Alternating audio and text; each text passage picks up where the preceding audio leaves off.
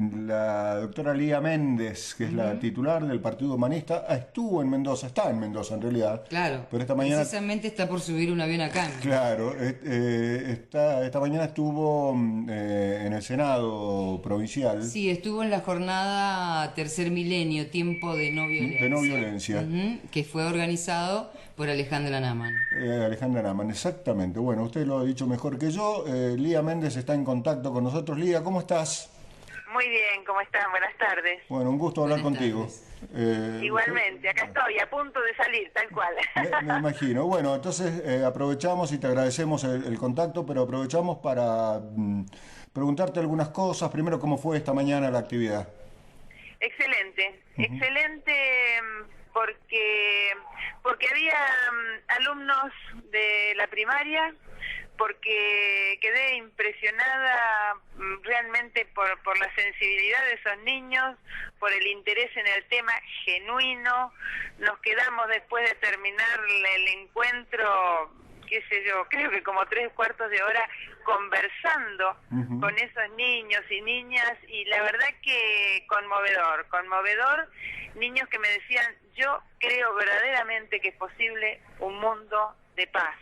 Y sí. Y eso no tiene, el valor de eso no tiene Claro, palabras, es que maravilloso. lo digan los niños, ¿no? Es una Que maravilla. lo digan los niños, que Sí. lo perciban así, en el mundo que les toca vivir, ¿no? Que en realidad lo que le tiran son pálidas todo el tiempo, Sí. como que cerrándoles el futuro. Entonces, la verdad que es tan valioso, enriquecedor, magnífico. Yo estoy feliz con este encuentro, muy Lía, ¿Cuál fue feliz. el objetivo de sí. este encuentro, Lía?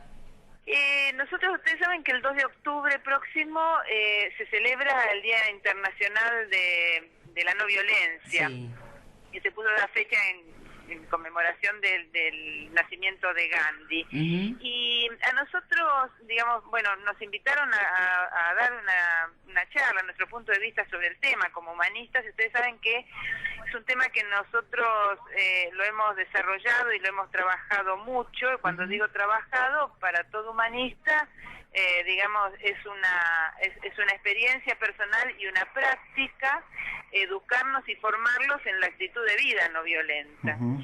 Entonces, nos parecía sumamente oportuno, digamos, de algún modo como para ir instalando el tema, porque cuando se habla de no violencia hay como un uso común, que se le interpreta simplemente como un rechazo. No violencia es decirle no a la violencia, es rechazar la violencia. Ujú. Y no violencia es una metodología de acción, es un modo de acción. La metodología, nosotros hablamos de no violencia activa, Mm. es un modo de acción en el mundo, y es la no violencia es una gran fuerza, es una fuerza transformadora.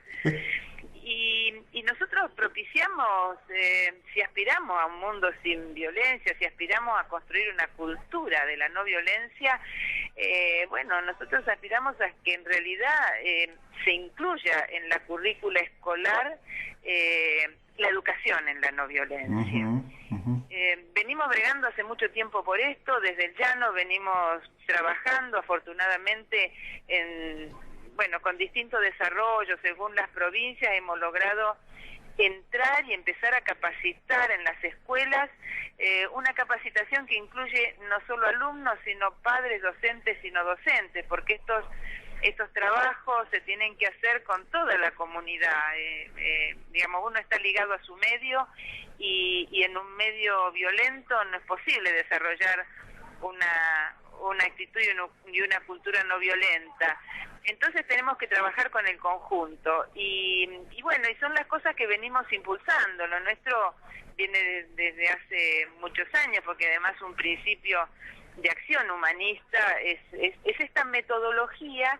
Por nosotros decimos, porque la violencia también es una metodología de Claro, acción, claro. ¿no? Vos sabés que decías, Lía, decías esto de que la actitud humanista de la no violencia es una actitud activa, no pasiva. Así es. Y te pregunto por el concepto de violencia, que el concepto actual, moderno o modernizado de violencia, si es el mismo que practicaba o que divulgaba, en el buen sentido de la palabra, Gandhi. ¿Sabes por qué te lo pregunto? Te pregunto porque violencia no solamente, me imagino, se refieren a la violencia física, a la agresión física.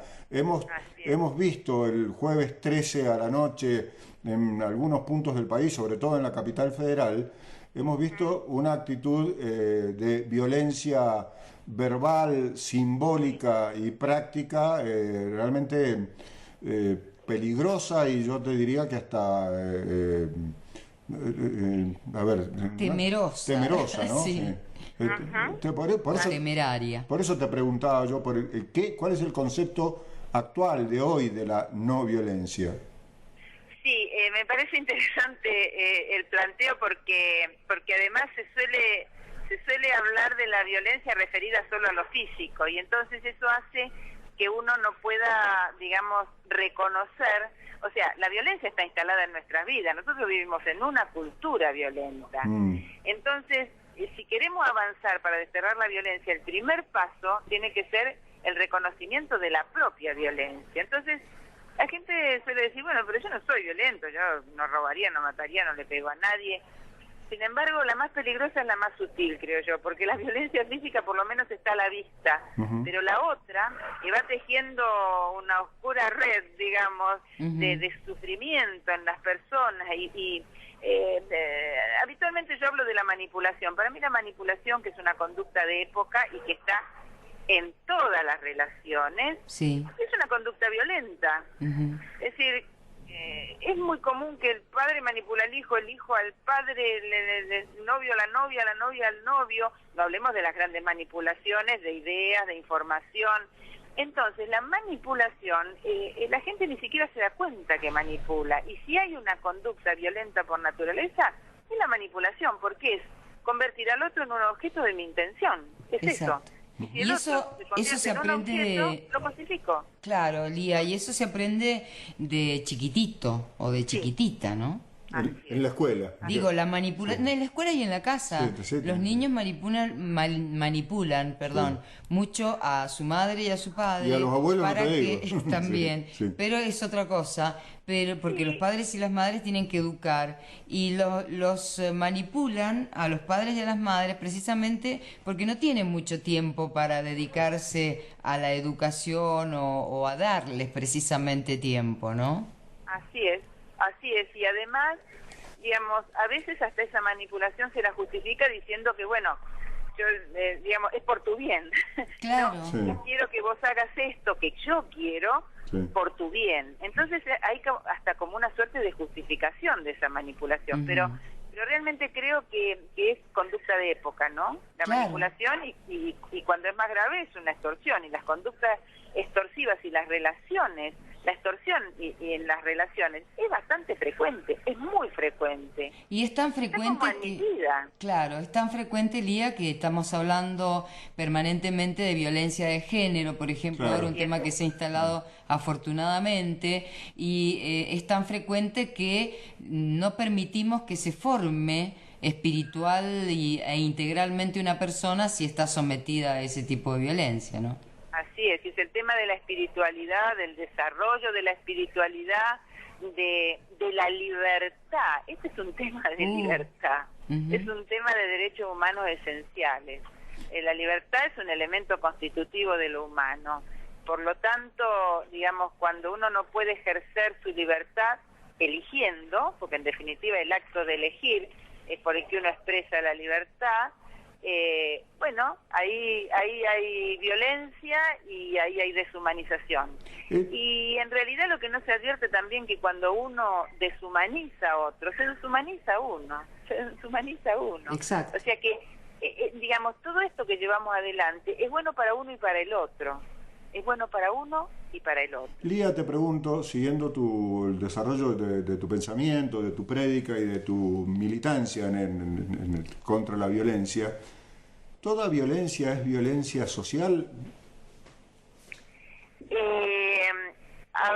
El componente social de la violencia, derivado generalmente de violencia institucional, de violencia económica, es un componente importante, digamos, en las sociedades actuales.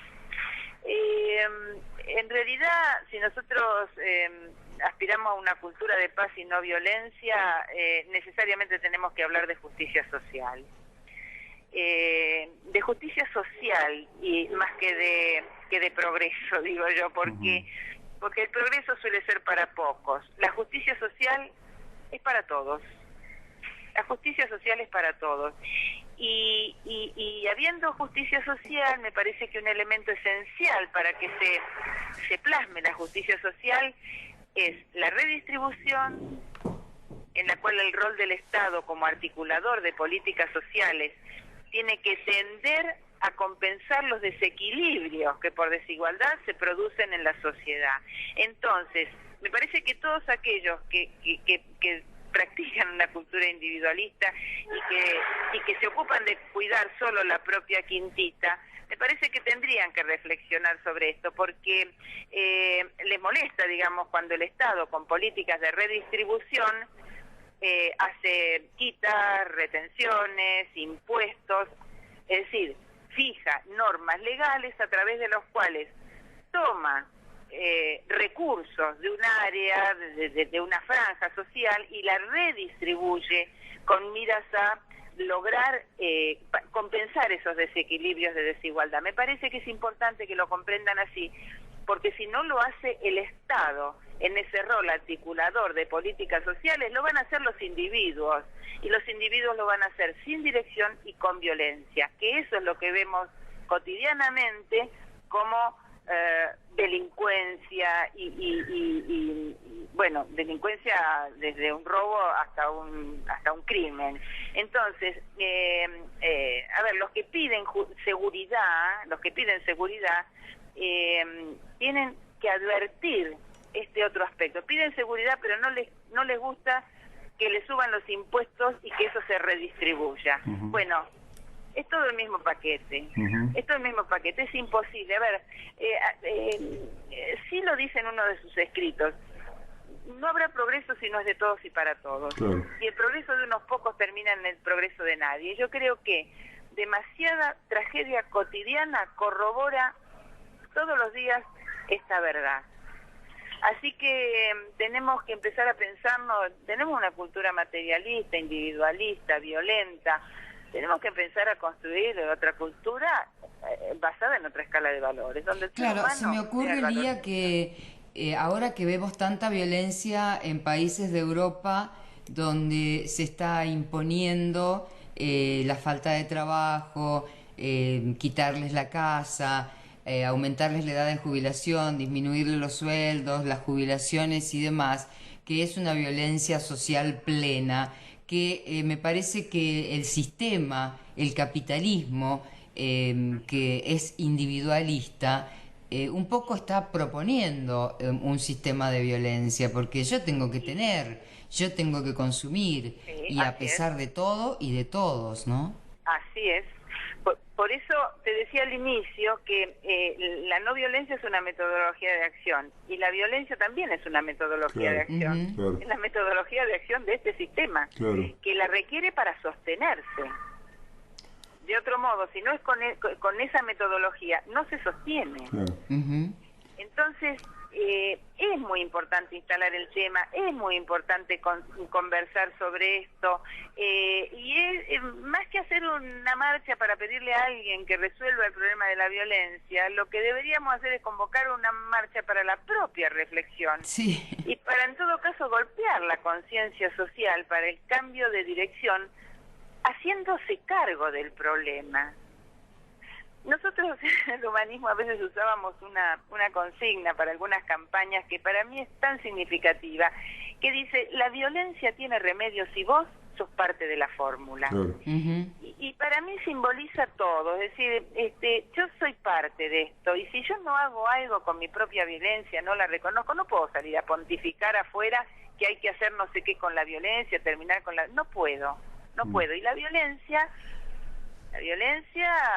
está en la conciencia. Sí, exactamente. Porque se ha instalado desde una cultura. Por eso no hay recetas fáciles, ¿no? No hay recetas fáciles. Hablando de fórmula. Pero bueno, la experiencia de esta mañana, esta que vos transmitís con con chicos de la primaria auténtica, genuinamente preocupados por un mundo de paz, hace que uno tome el avión con otra cara, ¿no? Sí.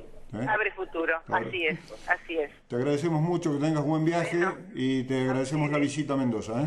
A ustedes, muchas gracias por el contacto. Gracias.